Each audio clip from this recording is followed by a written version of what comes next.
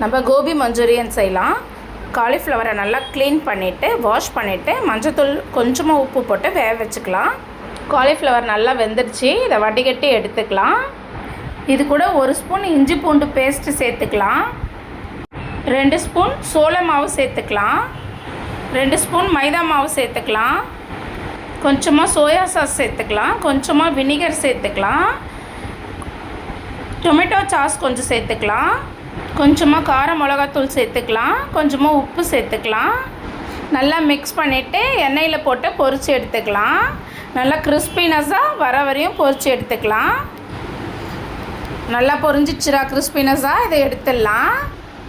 ஒரு பேன் வச்சு எண்ணெய் ஊற்றிக்கலாம். வெங்காயம் போட்டுக்கலாம். பச்சை மிளகாவையும் சேர்த்துக்கலாம். நல்லா வதக்கிக்கலாம். கொஞ்சமாக உப்பு சேர்த்து வதக்கிக்கலாம். பூண்டு பேஸ்ட்டு கொஞ்சமாக சேர்த்துக்கலாம். நல்லா வதக்கிக்கலாம். கொஞ்சமாக கார மிளகாத்தூள் சேர்த்துக்கலாம். அதையும் நல்லா வதக்கிக்கலாம். நல்லா வதங்கியிருக்கு. இப்போ இது கூட டொமேட்டோ சாஸ் சேர்த்துக்கலாம். இது கூட கொஞ்சம் சில்லி சாஸும் சேர்த்துக்கலாம். கொஞ்சம் சோயா சாஸ் சேர்த்துக்கலாம். நல்லா கிளறி விட்டுக்கலாம்.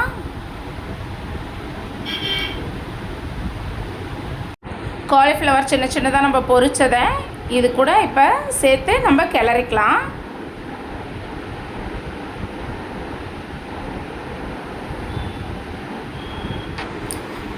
இதை நல்லா கிளறிக்கலாம்.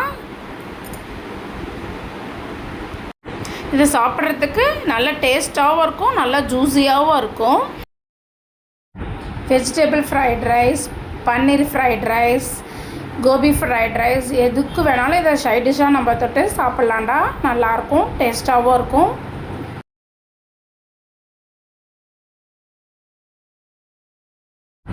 நம்ம ஊற்றின சாஸ் எல்லாம் நல்லா அதில் மிக்ஸ் ஆகி வரணுண்டா. பாருங்கள் எப்படி இருக்குன்னு.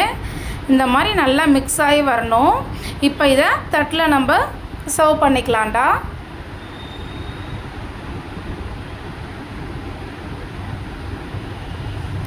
அவ்வளோதான்டா கோபி மஞ்சூரியன்.